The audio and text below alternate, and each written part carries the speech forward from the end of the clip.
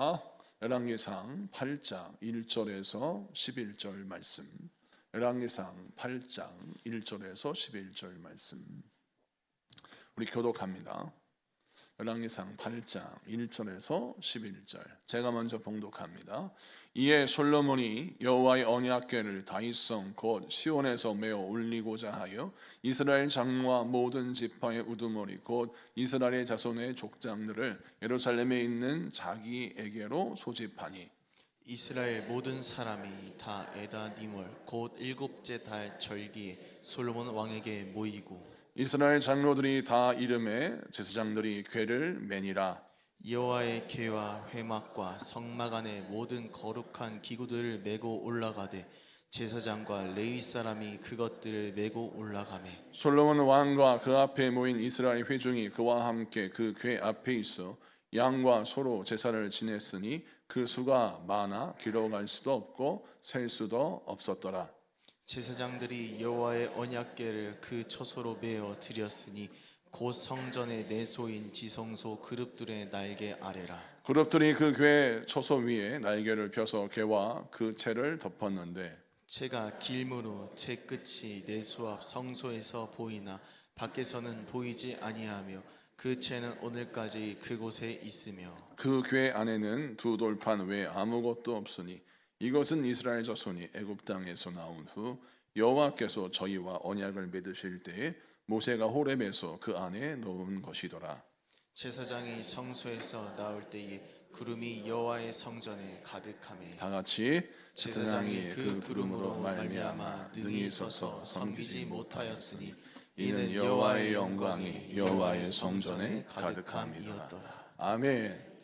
자, 오늘은 열왕기상 8장 1절에서 11절까지 말씀을 통해서 아무리 힘들어도 본질에 집중해야 산다. 아무리 힘들어도 본질에 집중해야 산다라는 제목으로 말씀을 증거할 때 많은 은혜 받는 시간 되기를 원합니다. 오늘 말씀은 이제 솔로몬이 성전에서 이제 언약궤를 옮겨 놓는 귀한 이 영적인 일들을 감당하는 장면이 등장합니다. 그래서 오늘 말씀 굉장히 원래는 긴데 열왕기상 8장 1절에서 11절까지 말씀은 언약궤를 옮겨가는 과정 속에서 하나님이 하시는 말씀이 등장하고 그다음에 12절부터 또 중간 마지막까지는 또 이 성전에서 솔로몬이 기도하는 장면이 등장을 하고요. 또 그 외에 하나님의 말씀이 우리가 선포되는데 오늘은 시간 관계상 언약궤를 옮겨가는 과정 속에서 우리 하나님이 우리에게 주시는 말씀을 같이 살펴보도록 하겠습니다. 자, 오늘 말씀 보면 1절 우리 같이 한번 읽어볼까요? 1절 다시 한번 우리 큰 목소리를 읽겠습니다. 시작. 이에 솔로몬이 여호와의 언약궤를 다윗성 곧 시온에서 메어 올리고자 하여 이스라엘 장로와 모든 지파의 우두머리 곧 이스라엘 자손의 족장들을 예루살렘에 있는 자기에게로 소집하니 아멘. 솔로몬은 언약궤를 옮기는 과정을 굉장히 중요하게 여겼습니다. 그래서 모든 백성들을 다 소집했어요. 그리고 그 과정을 굉장히 조심스럽게 또 그 과정을 신경을 많이 써서 언약궤를 옮깁니다. 그래서 성경을 읽다 보면 이 원문의 분위기를 보면 굉장히 긴장한 기색이 역력하고 또 하나님을 경외하는 자의 자세가 묻어나오는 것을 보게 됩니다. 왜 솔로몬은 언약궤를 옮기는 것을 두렵고 떨리는 마음을 가지고 진행할까요? 이유는 우리가 이미 다 알고 있지만 자기 아버지 다윗 왕이 올라서 왕권이 좀 안정화되었을 때 그가 언약궤를 아비나답의 집에서 다윗성으로 옮기려고 하는 과정 속에서 벌어진 일 때문에 이스라엘 백성이 이렇게 벌벌 떨면서 언약궤를 옮기는 것입니다. 이는 무엇이냐면 하나님께서 언약궤를 옮길 때에는 반드시 언약궤를 함부로 만지지 말고 언약궤를 메고 갈 수 있도록 이렇게 제사장이 어깨에 언약궤를 맬 수 있는 발을 넣어서 그 발을 짊어지고 가게 되어 있는데 그 당시에 아비나답의 집에 있었던 언약궤를 옮기는 과정 속에서 아비나답의 아들 우사가 어떻게 옮기느냐 수레에다가 이 법궤를 실었습니다. 그리고 이 수레를 옮기는 가운데 있는데, 이 수레를 옮기는 가운데 다윗이 얼마나 기쁘고 즐거워했는지 춤을 추며 노래를 부르며 법궤를 옮기는데, 나곤의 타작마당에 딱 이르렀을 때 갑자기 소들이 깜짝 놀라 날뛰는 거예요. 그러니까 이 소들이 날뛰는 바람에 법궤가 수레에 실어 틀렸다가 막 떨어질 것 같잖아요. 그래서 웃사가 법궤가 떨어지지 않도록 딱 붙잡았어요. 그런데 그때 법궤를 붙잡았다고 하나님이 웃사를 그 자리에서 죽이십니다. 이 장면이 얼마나 공포스럽고 두려웠던지 다윗이 이 법궤를 만졌다고 하나님의 심판을 받아 그 자리에서 죽는 웃사를 보고 두려워했어요. 야, 이 법궤를 어떻게 이 다윗성 나의 성에 옮길 수 있겠느냐, 하나님이 진노하셨다라고 해서 뒤늦게 법궤를 어떻게 옮겨야 하는지 그것을 깨닫고 그것을 알게 되었어요. 이 법궤를 옮기고 싶은 마음이 너무나 간절해서 너무 성급하게 진행한 나머지 하나님의 말씀이 법궤를 어떻게 옮겨야 하는지 분명히 신명기에서 말씀하고 있는데, 그 말씀을 간과하고 그냥 무작정 진행해 버렸던 자기 어리석음을 깨닫고 말씀대로 제사장들이 어깨에 메고 이것을 바로 옮긴 것이 아니라 오벳 에돔의 집에 법궤를 옮겨 놓습니다. 그래서 옮겨 놓은 법궤가 3개월 동안 오벳 에돔의 집에 있으면서 하나님이 오벳 에돔의 집에 복을 내리시는 것을 보고 나중에 이 다윗이 오벳 에돔의 집에 있었던 법궤를 자기 성에 옮기는 과정이 성경의 사무엘하 6장에 등장해요. 자, 그런데 여기에서 우리가 조금 오늘 이 자리에 예배드린 분들 가운데 이 법궤를 옮기는 과정 속에서 웃사가 법궤를 붙잡았다고 죽게 되는 사건을 조금 납득하기 어렵다라고 이해할 수 있는 젊은 사람이 있을 수 있어요. 그래서 우리 어른 성도님들은 몇 번 설교를 들었기 때문에 잘 알고 계시겠지만 우리 젊은이들을 위해서 다시 한번 이것을 설명해 드리겠습니다. 우리가 생각할 때는 법궤가 땅바닥에 떨어져서 나뒹굴어지는 것이 더 은혜롭지 않습니까? 그러니 당연히 법궤를 붙잡을 수밖에 없었겠죠. 그런데 하나님은 그 법궤를 한번 붙잡았다고, 그 법궤가 떨어지는 걸 막았다고 웃사를 죽이는 것은 너무 과도한 심판 아니냐 라고 생각이 들 텐데, 여러분, 이 웃사의 집에서 법궤가 몇 년 동안 보관되어 있었냐면 자그마치 20년 동안 보관되어 있었습니다. 아비나답의 집에서 20년 동안 법궤가 보관되어 있을 때 웃사가 법궤를 만졌을까요? 안 만졌을까요? 만졌을 것입니다. 이유는 여러분, 수레가 왔어요. 그러면 자기 아버지 집에 보관되어 있던 법궤를 옮겨야 될 거 아니겠습니까? 왜? 수레에 실어야 되니까.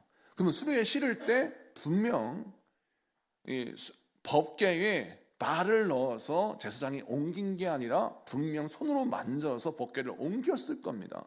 그러면 그때는 안 죽었어요. 근데 나곤의 타작마당에서는 하나님이 진노하셔 죽이셨단 말입니다. 이게 뭘 의미하느냐? 자, 하나님은 아비나답의 집에 법궤를 보관하게 하시면서 무엇을 시험하시고 테스트하셨느냐? 하나님의 임재의 상징인 법궤를 어떻게 대하는지 그 믿음을 살피시는데, 이 아비나답은 법궤만 보관할 뿐 법궤는 하나님의 임재의 상징이 아니라 그저 상징적인 우상당지 정도로 이해를 한 거예요. 그래서 하나님이 임재하셔서 우리 가정에 함께 하신다라는 믿음으로 하나님을 경외하는 자세로 대하는 것이 아니라, 하나님을 대할 때 마치 그냥 여느 신처럼, 여느 우상단지 다루던 것처럼 법궤를 다뤄버렸던 것이죠.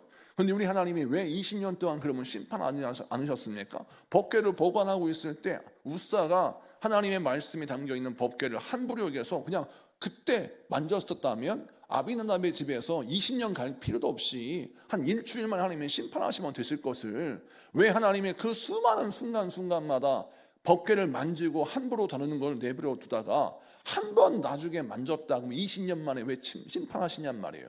이건 뭘 의미하냐면, 우리 하나님은 아비나답의 집에서 보관되어 있던 법궤를 함부로 다루는, 그러니까 하나님의 임재를 망각하고 법궤를 대하는 이 형식적인 신앙생활에 대한 심판을 하나님이 20년 동안 유보하시고 20년 동안 하나님이 회개할 기회를 주신 거예요. 그런데 웃사는 끝까지 회개하지 않았습니다. 그리고 어떻게 했어요? 하나님을 만홀히 여겼어요. 하나님은 내가 함부로 다루어도 상관없는 그런 존재쯤으로 이해를 한 거예요.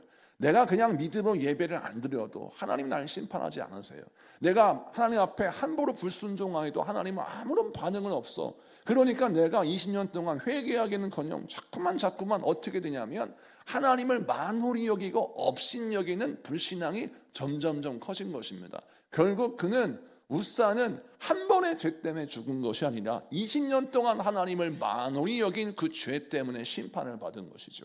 우리가 그래서 이 말씀을 통해서 무엇을 깨닫고 알아야 되냐면 우리가 신앙생활할 때 연수가 지나면 지날수록 무엇이 사라지면 안 되냐면 하나님을 경외하는 믿음이 옅어지거나 희미해지면 안 돼요. 우리가 처음 믿을 때 어떤 믿음을 가집니까? 여러분, 하나님을 귀히 여깁니다. 제가 신앙생활하면서 우리 새 가족들의 특징을 보면 제가 설교하는 강단에 올라올 때 이 강단에 저도 올라가도 돼요? 어이구, 이 강단은 함부로 올라오는 거 아니지 않습니까? 라고 생각하고 이 강단에 올라올 때 조심해요.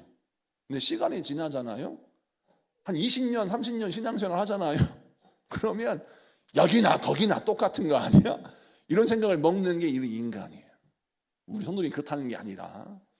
그러다 보니까 점점 시간이 지나면 지날수록 교회 생활을 오래 하면 오래 할수록 뭐가 힘이 드냐? 하나님을 경외하는 믿음이 희미해지고 뭐가 남냐면 형식만 남는다라는 거예요. 이것이 하나님이 기뻐하시지 않는 신앙인 것입니다.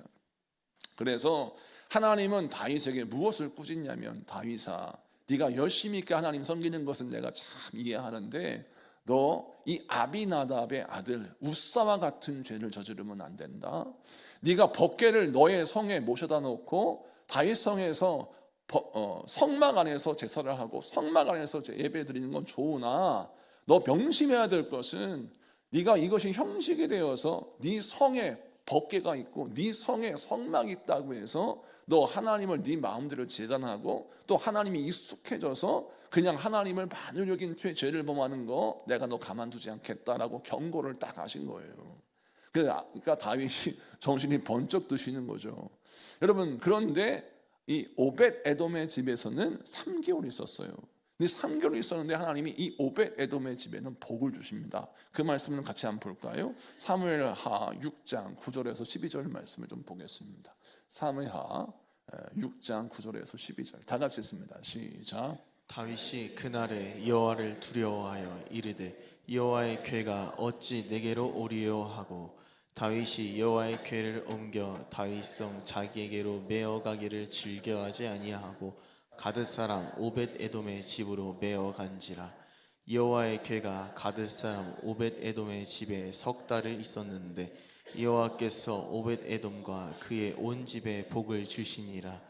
어떤 사람이 다윗 왕에게 아뢰어 이르되 여호와께서 하나님의 궤로 말미암아 오벳 에돔의 집과 그의 모든 소유에 복을 주셨다 한지라.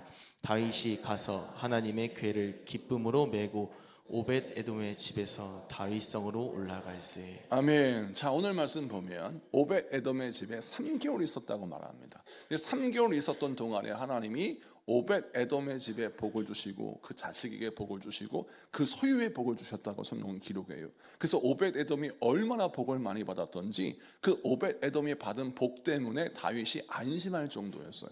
아하, 법궤를 모시고 있는 자의 그 믿음에 따라서 복이 결정되는구나. 그래서 이제 오벳 에돔의 집에 있던 법궤를 자기 성으로 옮겨 놓는데 이 장면을 잘 보십시다. 자, 우사는 20년 동안 법궤를 보관하여서도 복을 받지 못했고 오히려 심판을 받았는데 이 오벳 에돔은 단 3개월만 모시고도 큰 복을 받았다라고 성경은 기록하고 있어요. 그러면 오벳 에돔이 어떻게 법궤를 보관하고 있었길래 그가 복을 받았나? 성경은 아직 다 읽지는 않았지만 오벳 에돔의 자식이 많아요. 사실 오벳 에돔이 자기 집에 법궤가 들어올 때 어떤 사건을 목격했습니까? 우사가 법궤를 붙잡다가 심판받아 죽는 걸 목격했어요. 그럼 법궤가 자기 집에 들어온다? 이거는 이 오벳 에돔의 입장에서는 복이 오는 게 아니라 재앙이 오는 것처럼 느껴졌을 겁니다. 왜? 자기 집에 자식이 많아요. 그런데 애들이 여러분 다 얌전한가요? 여기 가만히 앉아 있어. 그럼 가만히 앉아 있어요? 이거 만지지 마. 기어이 가서 만집니다. 애들 다 그래요. 애들한테 이건 깨지는 물건이니까 함부로 만지면 안 돼 라고 하면 아이들은요 기어이 엄마 안 볼 때 가서 딱 만지고 깨트려 버려요. 이게 아이들의 습성입니다. 자, 오베데돔의 집에 법궤가 왔어요. 그러면 우사처럼 함부로 행동할 수 있지 않습니까? 오베데돔이 가드 사람이에요. 그 사람은 이방인입니다. 근데 이방인이 하나님의 법궤를 다룰 때 어떻게 다뤄요? 이방 우상단지 다루듯이 다루지 않았어요. 우선 자식들을 드자비했어요. 하나님의 법궤가 들어왔을 때 함부로 만지지 못하게 했습니다. 그걸 3개월을 했어요. 하나님이요 오벳에돔의 믿음을 보신 겁니다. 자, 여러분, 우리 하나님이 우리에게 뭘 가르쳐 주시느냐? 우리의 다음 세대에게 무엇을 가르쳐 줘야 되냐면 하나님의 임재의 상징인 법궤를 다룰 때 물건으로 다루는 것이 아니라 하나님을 대하는 것처럼 다루는 믿음을 가르치는 거예요. 나중에 오벳에돔의 자식들이 찬양 사역을 하거든요. 그래서 하나님께 영광 돌리는 그런 믿음의 사역자가 됩니다. 여러분, 이 오벳에돔의 자식들이 믿음 없는 자녀들이 아니라 다 믿음이 있는 자녀라고 추정하는 것입니다. 왜? 나중에 찬양 사역을 감당했으니까. 자, 그러면 하나님께서 오벳에돔의 믿음을 기뻐하셔서 그 3개월의 충성과 헌신을 보았는데 그 3개월의 충성과 헌신이 무엇이에요? 우사는 법궤를 만지고 죽었지만 우리는 그 법궤를 재앙의 통로가 아닌 복의 통로로 믿어버리는 거예요. 해석을 잘해야 되는 겁니다. 다른 사람 같으면 아니 우리가 이방 사람이라고 이렇게 함부로 대하면 되겠습니까? 아니 우사가 방금 법궤 만지다가 죽는 걸 내 눈으로 보았는데 어떻게 이런 위험한 물건을 우리 집에다 갖다 놓을 수 있어요? 우리 애들 많아요. 만약에 우리 애들이 이거 모르고 만졌다가는 어떤 일이 벌어질지 상상하기도 싫은데 왜 이런 위험한 물건을 우리 집에 갖다 놔요? 라고 항의할 수도 있지 않습니까? 아하, 내가 이방 사람이니까 내가 만만하니까 왕은 그냥 함부로 우리 집에다 이걸 갖다 놨습니까? 라고 항변할 수도 있습니다. 근데 오베데돔은 보세요, 모든 사람이 법궤는 하나님께서 나를 심판하시는 도구쯤으로 오해를 했어요. 다윗 왕은 실제로 법궤가 내 성에 오는 걸 두려워했어요. 왜? 이게 심판의 통로가 아닌가라는 착각을 했던 것이죠. 근데 오베데돔은 자기 집에 법궤를 옮겨오면서 이 오벳에돔의 믿음이 어떻게 그 법궤 앞에 드러나냐면 하나님의 임재가 내 가정에 임하니 이건 복의 기회다. 할렐루야. 그래서 자녀들에게 이거 만지면 죽어! 라고 가르친 것이 아니라 하나님이 우리와 함께 하시니 얼마나 기쁜 일이냐.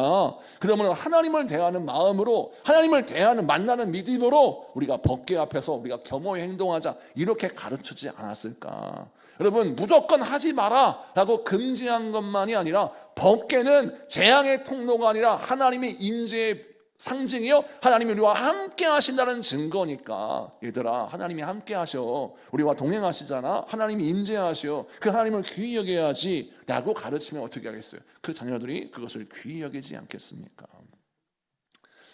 제가 실제로 부목사 때 봤던 일인데, 서울에 사역할 때 한 권사님이 정말 꿈꾸던 로망의 차를 샀어요. 벤츠를 샀습니다. 그분이 얼마나 그 벤츠를 사고 싶었냐면 노래를 불렀어요. 저 기도해 주세요. 이번에 벤츠 삽니다. 그래가지고 그분이요 그렇게 열심히 노력해가지고 벤츠를 샀어요. 그 차가 딱 집에 왔을 때, 여러분 서울은 얼마나 주차하기가 힘듭니까? 아파트 주차장에 서울 보면 진짜 2중 3중으로 주차하기 때문에 여러분 차를 살 때 서울은 항상 조심해야 될 것이 내가 살고 있는 동네가 주차를 잘 할 수 있는 곳인지를 헤아려야 되는데 이건 그걸 간과했어요. 그래가지고 2중 3중으로 주차를 할 수밖에 없는 그런 아파트에 살면서 벤츠를 샀으니 어떤 문제가 발생하느냐, 차를 세워놓으면요 사이드 브레이크를 풀고 이리저리 밀고 다녀야 되는 거예요. 그래야 이제 주차를 하니까. 그런데 이리저리 밀고 다니다 보니까 차가 이리 긁혀 저리 긁혀 긁히지 않습니까? 그래서 아버지가 실제로 그 권사님이 밤에 잠 안 자고 나가서 보초를 섰대요. 그러면 하는 말이 실제 얘기예요. 자식들하고 교대를 했대요. 자식들하고 교대를 해가지고 자식들이 내가 오늘 벤츠를 지켰는데 큰아들아 너는 몇 시에서 몇 시까지 차를 지켜라 라고 해서 자리가 나면 그 자리에다 그 차를 주차를 시켰다는 거예요. 이 얘기를 우스꽝스럽게 그 아들이, 그 권사님 아들 저한테 다 폭로했어요. 그래서 하는 말이 저희 집에 벤츠가 하나님 같아요. 얼마나 귀중히 여기는지, 도대체 이걸 왜 사는지 이해가 안 간다고 하면서 자식들이요, 하여튼 그 차만 보면 혹시나 기스 날까 싶어가지고 돌아가면서 보초 쓴다는 얘기 듣고 제가 깜짝 놀랐는데, 제가 그 권사님한테 그랬어요. 권사님, 다시는 그 차 사지 마십시오. 이게 무슨 고생입니까? 자네 그렇게도 상관없는 차를 사야 마음이 편하지. 여러분, 자식들이 봤을 때 아버지가 잠도 안 자고 지키면 그게 가장 귀한 건 줄 알아요. 그래서 그것을 지키기 위해서 매일 애를 쓰죠. 자, 그것이 가장 귀한 것이라고 인식을 박아버리는 거예요. 부모가 돈이 제일 중요해, 권세가 제일 중요해, 벤츠가 제일 중요해 라고 강조하잖아요. 자식은 그걸 정말 귀한 줄 알아요. 근데 그 자식이 뭐라 그래요? 그거 나는 볼 때 귀하지 않은데, 그거 별로 귀하지 않은데 왜 우리 아버지는 그거에 목숨 걸까? 여러분, 자녀에게 무엇이 가장 귀한지를 알려줘야 돼요. 무엇이 가장 가치 있는 삶인지를 알려줘야 돼요. 그래야 자녀가 그걸 귀히 여길 줄 압니다. 그런데 세상에 부귀영화가 가장 귀하다고 가르치니까 자식들이 거기에 절절절절 매는 겁니다. 그거에 목숨을 걸고 그거에 일희일비하고 그것 때문에 인생이 정말 웃다 울다 이런 상황이 벌어지고 진짜 웃지 못할 상황, 벤츠 지키기 위해서 밤새 보초 쓴 상황이 벌어지더라는 것이죠. 여러분, 오늘 이 말씀을 기억하셔야 합니다. 우리 하나님의 임재가 우리에게 복이라고 믿는다면, 또 하나님 우리와 함께 하시는 것이 정말 우리 집안의 복이라고 믿는다면, 그 믿음이 집안 모든 사람들에게 동의를 불러일으키는 믿음으로 발전되어야 될 줄로 믿습니다.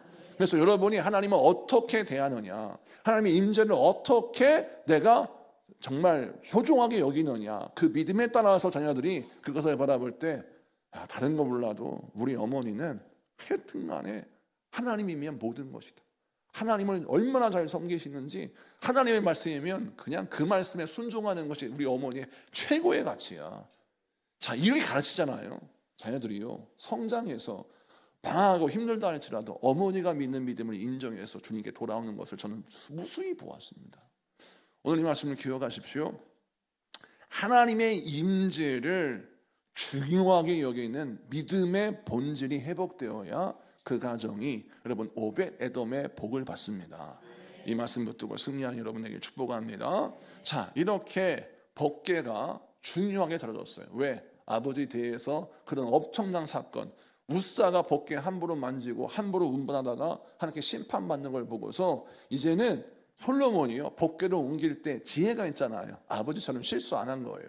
제사장들을 다 동원하고 관료들을 다 동원해서 딱 준비하고 법궤를 옮기는데 하여튼 말씀에 익하게 해서 잘 옮겼어요. 그래서 법궤를 옮길 때에도 그 채를 잘 보관하여서 성전에 채를 세워놓을 정도로, 그 바를 세워놓을 정도로 법궤를 하여튼 말씀을 따라서 잘 옮겨 놓았습니다. 근데 성경을 쭉 읽다가 희한한 말씀이 등장해요. 그게 뭐냐면 9절입니다. 9절 다 같이 봅니다. 9절 다 같이 읽습니다. 시작. 궤 안에는 돌판 2개만 들어 있었습니다. 그 돌판은 이스라엘 백성이 이집트에서 나온 뒤 여호와께서 시내산에서 그들과 언약을 맺을 때에 모세가 넣었던 것입니다. 아멘. 9절은 굉장히 중요한 말씀이에요. 열왕기상 8장 9절은 많은 학자들이 이 9절을 갖고 연구를 했어요. 그래서 이 연구 논문이 굉장히 많고 이 관련 서적도 많아요. 왜? 법궤 안에 원래 3가지 물건이 있어야 되는데 이 3가지 물건이 뭡니까? 만나를 넣은 항아리, 그 다음에 아론의 쌍난 지팡이, 이게 있어야 돼요. 그리고 모세의 하나님의 말씀이 담겨있는 돌판, 이것이 있어야 되는데, 아니 만나를 담은 항아리가 없어지고 아론의 쌍난 지팡이도 없어졌단 말이에요. 자, 그러면 왜 이런 일이 벌어졌을까? 또 이 말씀은 우리에게 무엇을 가르치고 있는가를 잘 보아야 합니다. 자, 이 법궤 안에 담겨있는 이 3가지 물건은 공통점이 있어요. 그게 뭐냐면 하나님께 불평과 원망하여 하나님의 심판을 받은 것이 아니라 하나님의 긍휼을 받은 결과로 얻어진 3가지 물건입니다. 자, 만나를 보면 우리가 성경을 통독하면서 우리가 잘 알잖아요. 만나가 내려질 때 그때 상황을 여러분 기억하십니까? 성경 통독하실 때 이스라엘 백성이 홍해를 건넜어요. 그리고 광야를 행진합니다. 그런데 여러분, 애굽에서 탈출할 때 먹을 수 있는 양식을 넉넉하게 구비하지 못했습니다. 마실 물을 넉넉하게 준비하지 못했어요. 그래서 길을 걷다 보니까 아니 먹을 것이 없고 또 사 먹을 장소도 없지 않습니까? 광야에서 어디서 뭘 먹을 걸 사 먹어요? 그러니까 정말 배가 너무너무 고팠어요. 그리고 먹을 물도 없고, 그러니까 백성들이 하나님께 불평을 합니다. 하나님, 우리 여기서 다 죽이려고 우리를 인도하셨습니까? 모세에게 불평합니다. 우리 여기서 굶겨 죽이려고 애굽에서 탈출하게 했느냐? 애굽에서 살 때는 먹을 거 먹고 마실 거 마시면서 그래도 행복하게 살았는데 먹고 살 걱정 없는 줄 알고 여기 왔더니 세상에 먹고 살 걱정 때문에 다 죽게 생겼는데 나 못 가겠다. 다리 쭉 뻗어버린 거예요. 그러니까 이제 모세가 하나님께 기도하죠. 하나님, 이 백성들이 먹을 거, 입을 거, 마실 거 이거 해결해 주시면 하나님 평생 잘 믿는다고 그러는데 이들에게 먹을 것 좀 주십시오 했던 하나님께서, 그래 내가 40년 동안 먹을 것이 끊이지 않게 하겠다 해서 하나님께서 하나님의 만나를 내주십니다. 그 만나가 내려진 그 상황이 그때 상황이에요. 그러니까 자, 하나님이 이스라엘 백성들을 애굽에서 탈출시키고 홍해를 건너게 하시고 하나님의 구원을 그들에게 선물로 주셨는데 하나님께 돌아온 것은 뭐예요? 불평과 원망이었어요. 왜? 무엇 때문에? 먹을 거 없다고, 먹고 살 걱정 때문에 불평하니까 하나님이 이런 버르장머리 없는 것들, 내가 너한테 구원을 베풀었고 은혜를 베풀었는데 이제 와서 내 보따리 내놔라? 나를 먹고 살 길을 알아서 해결해 줘야지. 아니 나는 목숨만 살려주면 뭐예요? 먹고 살게 해줘야지. 그러니까 물에 빠진 사람 건져줬더니 나 살렸으니까 이제부터 먹고 살 걱정 없게 나한테 밥도 주시고 돈도 좀 묻혀주시고 집도 좀 마련해 주시고 이거 요구하는 거예요. 그러니 하나님 얼마나 황당해요. 아니 살려줬더니 왜 살려? 살렸으니까 당신 나 책임져. 이러는 거예요. 묻기신 약전처럼 이러는 겁니다. 그러면 하나님께서 심판하시는 게 맞잖아요. 긍휼을 베풀어 주세요. 만나를 주십니다. 물을 주세요. 그런 상황이 만나가 처음 내린 상황입니다. 그러면 아론의 쌍난 지팡이를 볼게요. 고라의 자손들이 모세와 아론을 보면서 답답한 겁니다. 우리도 레위인인데 아니 우리도 하나님 할 수 있는데 왜 하나님은 모세를 쓰시고 왜 아론을 쓰십니까? 내가 모세는 인정해. 모세는 하나님의 지팡이를 가지고 막 돌을 쳤더니 막 물이 나오고, 모세의 지팡이를 붙들고 새벽 꼭 산꼭대기에 올라서 기도하면 막 여호수아의 군대가 막 이기고 하나님의 역사가 나타나는 걸 보니까 모세가 쓰임 받는 건 인정해. 근데 아론은 뭐야? 동생한테 그냥 묻혀가는 이 사람 아니야? 근데 뭐해? 아론을 통해서 하나님의 제사를 받으시고 아론을 통해서 하나님 일하시지? 이해할 수 없어요. 말이 안 돼. 그래서 고라 자손이 다른 여타의 지파 사람들과 반란을 일으킵니다. 그 반란이 뭐예요? 왜 꼭 레위 지파만, 왜 꼭 모세와 아론만 쓰십니까? 우리도 좀 쓰세요 라고 반란을 일으켜요. 그때 하나님이 그 사람들을 다 죽이신 게 아니에요. 하나님께서 그들에게 긍휼을 베풀어 주시면서 왜 아론을 쓰시는지 보여주십니다. 누가 봐도 아론은 그냥 동생한테 묻혀가는 못난 형처럼 보여요. 누가 봐도 아론은 아무런 능력도 없는 보잘것없는 제사장이에요. 그냥 동생 덕에 그냥 제사장 노릇이나 하고 있는 그런 사람처럼 보이는 게 아론이에요. 그런데 하나님이 아론을 쓰시는데 어떻게 쓰시느냐? 너희들이 말이 그러니까 내가 아론을 왜 쓰는지 알려주겠다.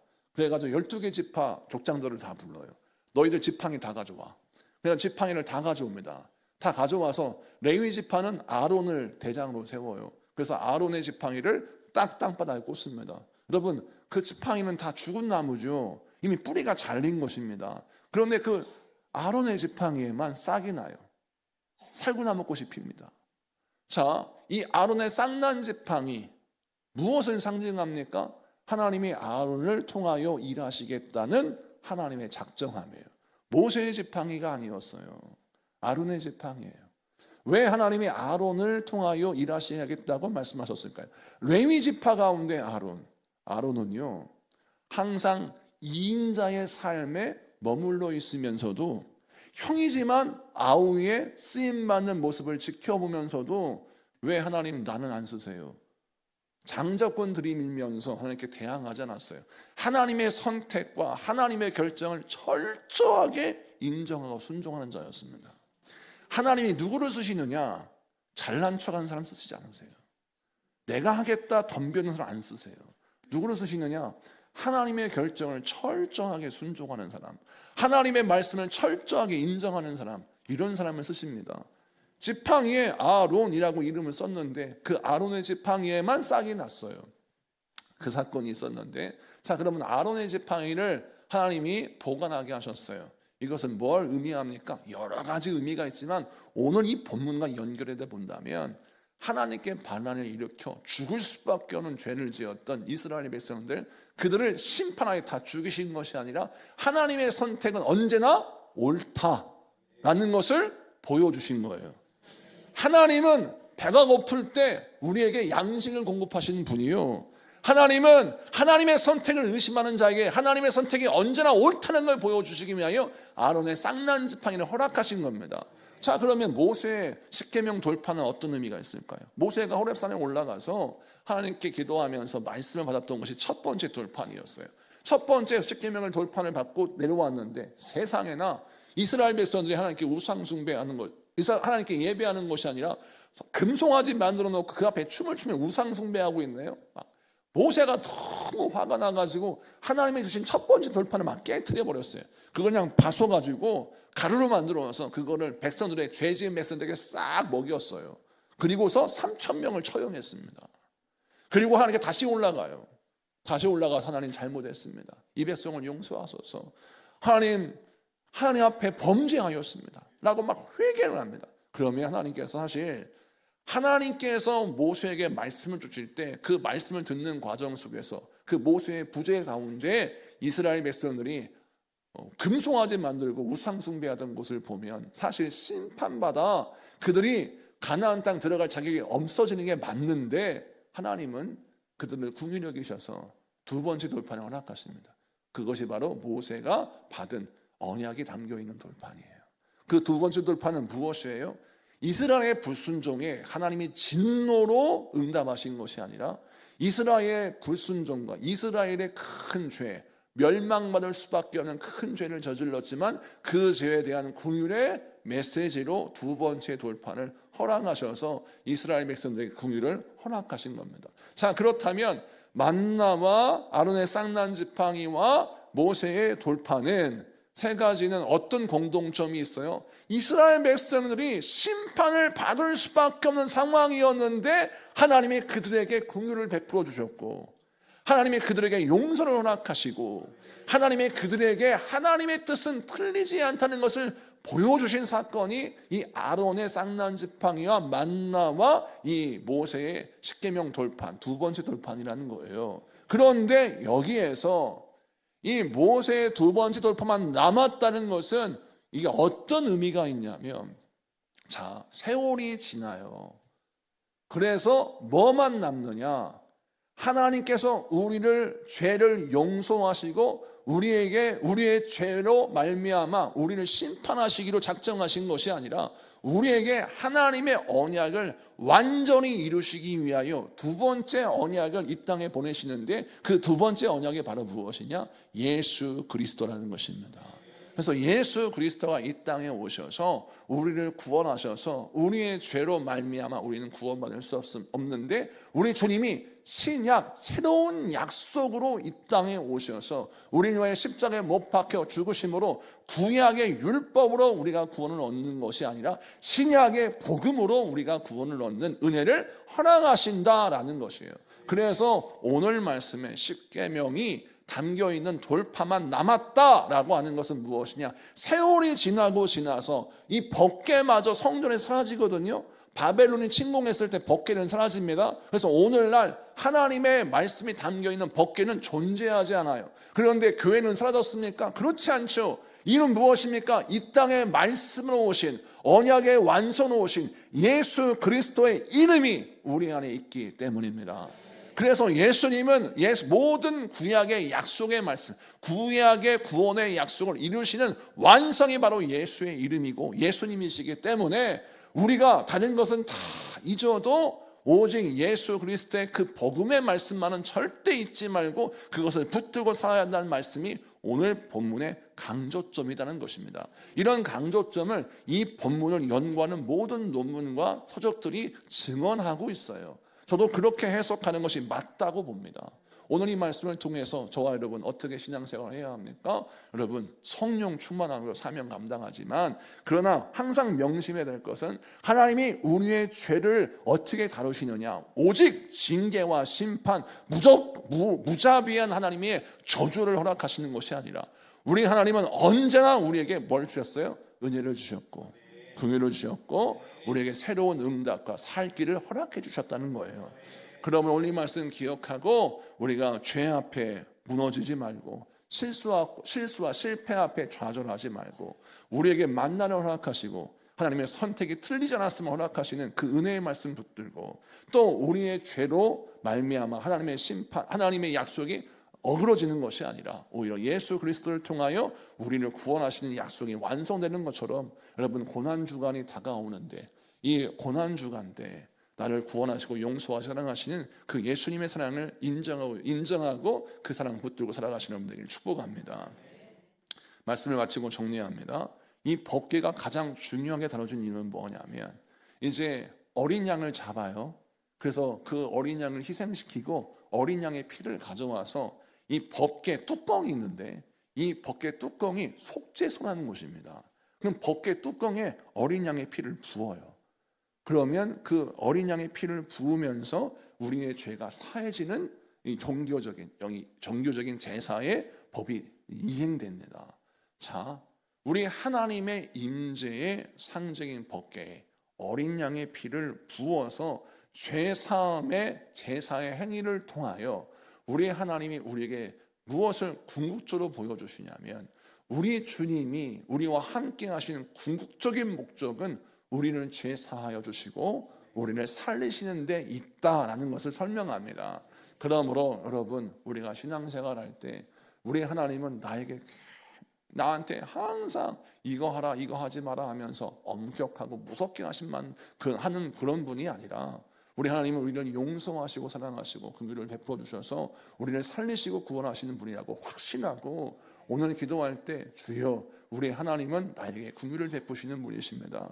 주여 우리 하나님은 나를 살리시는 분입니다. 내가 하나님을 항상 경외하는 마음과 믿음으로 하나님을 대하게 하시고, 절대 하나님 내가 세상의 가치에 눈물지 않게 하시고 예수 그리스도의 보혈의 가치를 가장 귀한 가치로 붙들고 살아가는 우리 모두가 되게 하여 주시옵소서.